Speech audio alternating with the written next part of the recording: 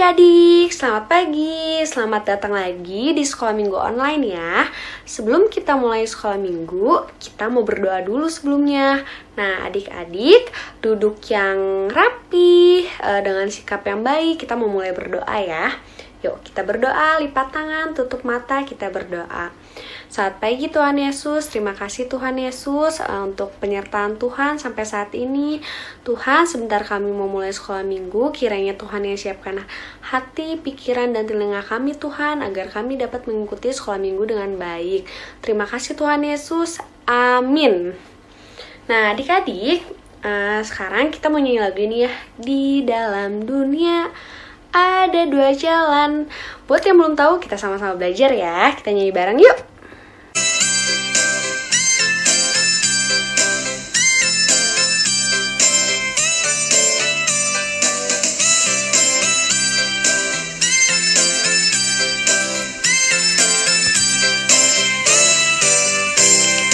Di dalam dunia ada dua jalan, lebar dan sempit. Mana kau pilih? Yang lebar api, jiwamu mati. Tapi yang sempit, Tuhan berkati. Sekali lagi ya.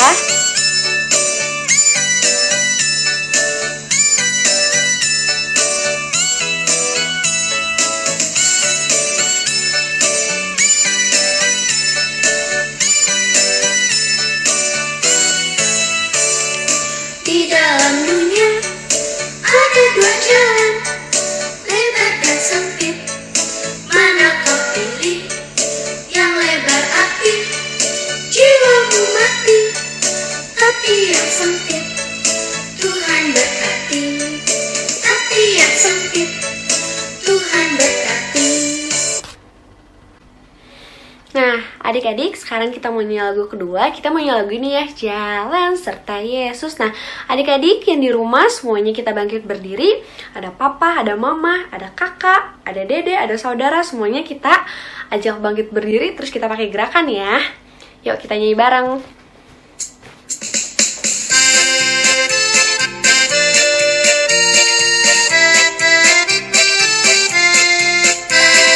Jalan serta Yesus, Balik. jalan sertanya setiap hari. Jalan serta Yesus selamanya. Jalan dalam suka, jalan dalam duka, jalan sertanya setiap hari.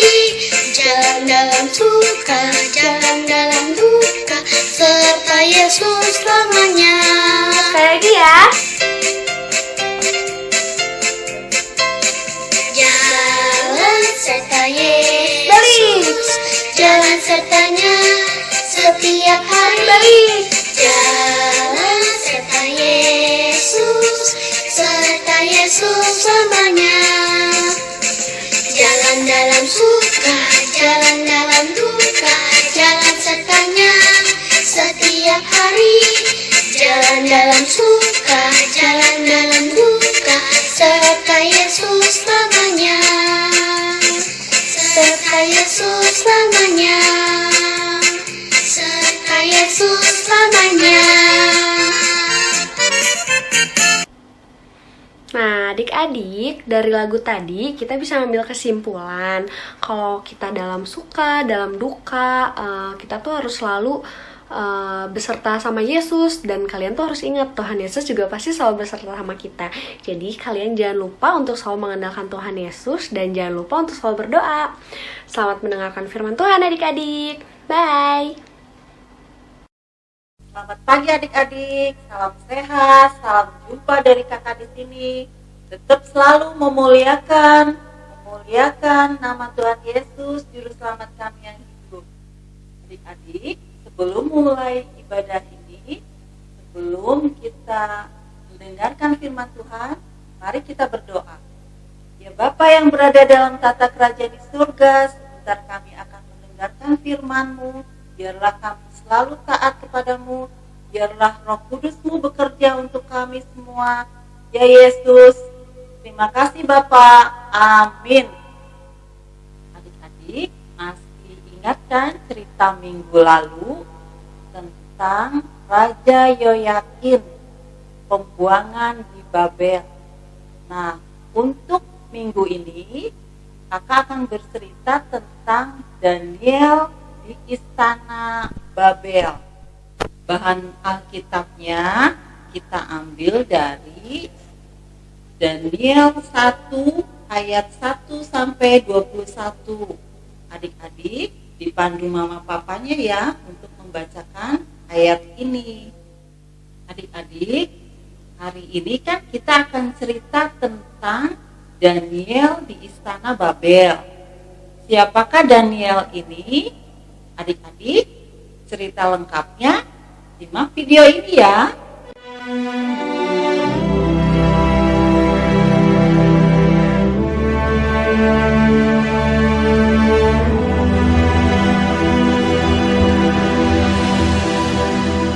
Pada tahun yang ketiga pemerintahan Raja Yoyakim, Raja Yehuda, datanglah Nebukadnezar, Raja Babel, ke Yerusalem, lalu mengepung kota itu. Tuhan menyerahkan Yoyakim, Raja Yehuda, dan sebagian dari perkakas-perkakas di rumah Allah ke dalam tangannya. Semuanya itu dibawanya ke tanah Sinear, ke dalam rumah dewanya. Lalu raja bertitah kepada Aspenas, kepala istananya, untuk membawa beberapa orang Israel yang berasal dari keturunan raja, yakni orang-orang muda yang tidak ada sesuatu cela, yang berperawakan baik, yang memahami berbagai mat, berpengetahuan banyak, dan yang mempunyai pengertian tentang ilmu, yakni orang-orang yang cakap untuk bekerja dalam istana raja. Ada juga beberapa orang Yehuda, pemimpin pengawal istana itu, memberi nama lain kepada mereka: Daniel, Betsajar, Hanaya, Sadrak, Misael, Mesak, Azaria, Abednego. Mereka harus dididik selama 3 tahun supaya mereka diajarkan tulisan dan bahasa orang Kasdim, dan sesudah itu mereka harus bekerja pada raja, dan raja menetapkan bagi mereka pelabur setiap hari dari santapan raja dan dari anggur yang biasa diminumnya. Daniel berketetapan untuk tidak menajiskan dirinya dengan santapan raja dan dengan anggur yang biasa diminum raja. Dimintanyalah kepada pengawal pemimpin istana itu supaya ia tidak menajiskan dirinya. Maka Allah mengaruniakan kepada Daniel kasih dan sayang dari pemimpin pengawal istana. Aku takut kalau Tuanku Raja berpendapat bahwa kamu kelihatan kurang sehat daripada orang-orang muda lain, sehingga karena kamu aku dianggap bersalah oleh Raja. Kepada penjenang yang telah diangkat oleh pemimpin pengawal istana, kemudian berkatalah Daniel, adakanlah percobaan dengan hamba-hambamu ini selama 10 hari, dan biarlah kami diberikan sayur untuk dimakan dan air untuk diminum. Sesudah itu, bandingkanlah perawakan kami dengan perawakan orang-orang muda yang makan dari santapan raja.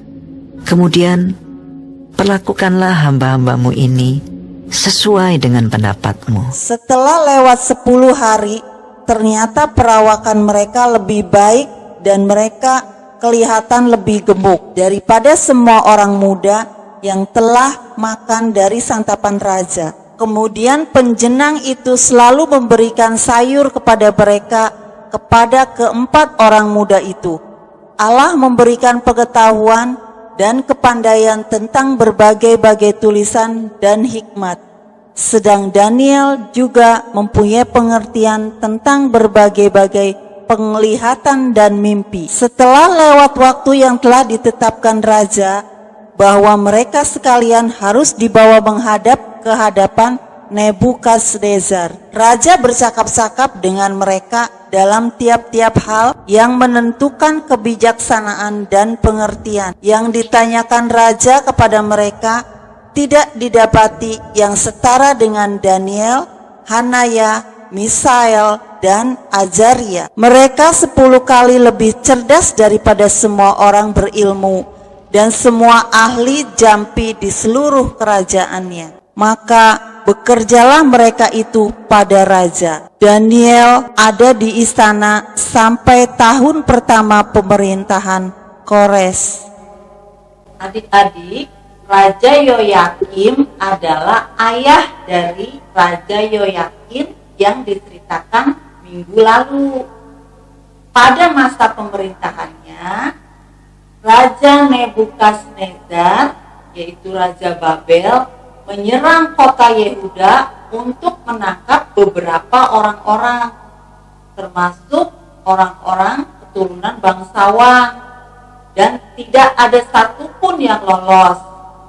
Nah, dari beberapa tawanan itu ada Daniel, Hanaya, Misael, dan Azaria yang mempunyai kepandaian dan kecerdasan dan tidak bercacat.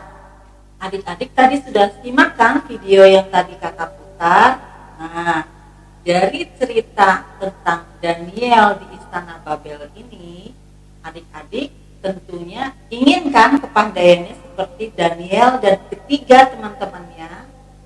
Adik-adik, apabila adik-adik ingin pandai, taatlah kepada Tuhan, selalu menjalankan dengan benar, selalu menyembah Tuhan. Apabila adik-adik ingin pandai, taatlah selalu pada Tuhan, adik kakak ceritakan. Nah, maka Tuhan pun akan memberikan kepandaian. Dari kepandaian adik-adik, janganlah adik-adik bersombong diri. Tadi juga diceritakan Daniel, Hanaya, Misael, dan Azaria tidak ingin menajiskan diri mereka melalui makanan yang dimakan oleh raja dengan anggur dan minum-minumannya. Tetapi Daniel dan ketiga temannya ini ingin makan dengan makan sayur-sayuran saja dan air putih. Nah, di sini siapa yang adik-adik tidak suka sayur? Adik-adik jangan lupa dengan makan dengan sayur-sayuran dan buah-buahan, adik-adik bisa tumbuh cerdas seperti Daniel dan ketiga temannya. Tubuhnya pun kuat, badannya pun sehat dengan makan sayur-sayuran. Untuk itu adik-adik tetaplah bersyukur kepada Tuhan, berterima kasih kepada Tuhan walaupun adik-adik tidak memakan daging. Tetapi tubuh adik-adik tetap sehat, tidak memakan daging seperti raja-raja. Adik-adik, buat kesimpulan cerita minggu ini, adik-adik tetaplah selalu bersyukur walaupun dalam keadaan apapun. Adik-adik, buat ayat hafalan minggu ini adalah Amsal 2 ayat 6. Karena Tuhanlah yang memberikan hikmat, dari mulutnya datang pengetahuan dan kepandaian. Ibadah kita sudah selesai ya. Mari kita berdoa. Ya Bapa, Tuhan Yesus Kristus, Juru Selamat kami yang hidup, terima kasih untuk kepandaian kami yang Tuhan berikan kepada kami. Biarlah Roh Kudus itu bekerja melalui kepandaian kami untuk menolong sesama kami ya Bapa. Ya Bapa, kami biarlah selalu taat kepadamu. Dalam nama Tuhan Yesus, amin. Selamat hari Minggu, salam sehat selalu buat keluarga adik-adik, mama, papa kalian ya. Dah. Adik-adik, tadi kita telah mendengarkan cerita firman Tuhan. Saatnya kita mau memberikan persembahan. Adik-adik boleh mengumpulkannya di rumah masing-masing dan disimpan oleh mama atau papahnya. Nanti kalau kita boleh ibadah lagi di gereja, adik-adik boleh mengumpulkannya kepada kakak-kakak sekolah minggu. Nah, kita mau nyanyi beri syukur, beri syukur.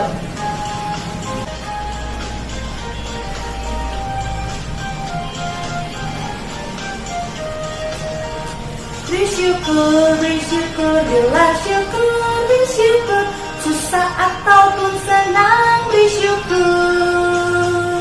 Panjatkan doamu sepenuh hatimu, kasihnya Yesus jadi milikmu. Sekali lagi, bersyukur, bersyukur, bila syukur, bersyukur, susah ataupun senang bersyukur.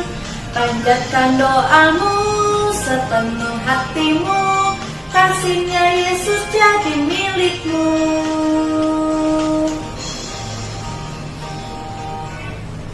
Adik-adik, mari kita berdoa. Tuhan Yesus, kami kembali datang ke hadirat-Mu. Saat ini kami mau bawa persembahan kami. Kiranya persembahan ini menjadi berkat untuk gereja-Mu, dan kiranya Tuhan yang berkati Mama Papa yang juga memberikannya melalui anak-anak sekolah minggu. Terima kasih Tuhan, di dalam nama Tuhan Yesus Kristus kami berdoa. Amin.